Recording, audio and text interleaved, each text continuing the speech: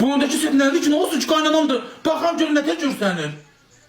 Kaynanama ne olur ki? Umuzun yufka giyinir, saçında tökür. Toya giden ne tez getməz. Mariana poti giyinsin ay kardeş. Yok hep poti giyinsin kaynanam toya. Ay kardeş uzun giyinir. Daha yarığı bile yok oydu. Sen yufka yarığı var idi onun. Ne tez giyinir? Kafkarı giyinir sana. Kız ne değil? Kurtaracağım demedi dedi o hanım koşmazsan bunun bir tane hasta şey demedi inciyeceğim dedi onlar dedi onu koşup koşmazsan kurtaracağım seni dedi daha verdiler.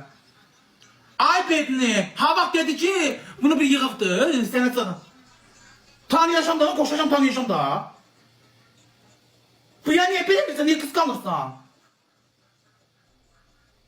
ne oldu ki boynundaki sepi yüreğine verem ağzına da gelem ben Havak diriyim ha.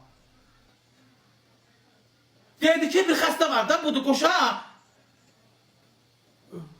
Ne olsun bu ne ki sepinde de üstüne hastayı sesleri.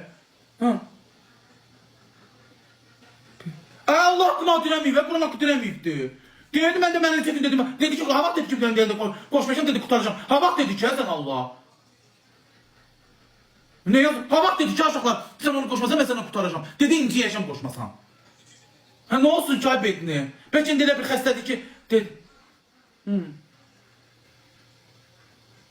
Koşmuşum da niye diye de koşmamış ama ay bedni. Dedi küseceğim görsene yazın de bak. Bak da diye yazın ki dedi küseceğim inciyeceğim. Ay bak sen de besinden ha. Bu ne diye başıma pantik atırsan. Arvat adam evet.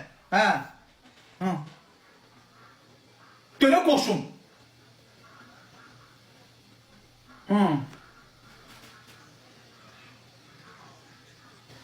Mecbur edemir Allah hakkı. Dünya güzel. De birbirimizin aşkımızı yaşayacak oyunca. Diyor. Çok dünyaya kirə kıskan mənim yani. Mən yaraşıqlı da dünya güzel. Sen bir ne Azerbaycan'da yaşayacak. Bizim uşağımız bize de çıkacak. Bizim uşağımız olacak yumru fincan, içi dolu mercan. Yo sen beni kıskanırsan. Bəsdir. Sen beni kıskanırsan. Mən yaraşıqlı olduğum kimi. Deyir geldi aşkım yazık koş. Aşkım. Məni koş deyir. Allah hakkı verdin sen kıskanırsan. Ki boynumu anı ki ben seni kıskandım ki. Çünkü sen bir tane kız tapmıştın sevgiliydin. Burnunun uzu boyutaydı. Hinduşka telefon evinde sen de burnunuzun kız tapmıştınız. Benim kızım, benim sevgilim güzel değil gözünüzü götürmür. Sen taptığın kız. Ne olsun 20 yaşım? Benim 9 yaşım var 10 yaş büyüğüm da lan. Aşkın yaşı yoktu. Kim kızım yaşlı de? Sen danışma kızım yaşlı de. Ben 10 yaş kızım. Ben 10 yaşında olacağım demeli. Elə lafta. Bu ya benim kızım yaşladı. Kim danışırsan? Ay başı ne danışırsan bu? Değil bu. Değilsen kızın yaşladı ya. Her tasası. Sen danışma ne bilirsin hemen 40 yaşım var. Dalımı sen yiyorsan. Yaxşı sen olmuşsan hemen ne bilirsin ki ben 40 yaşım var.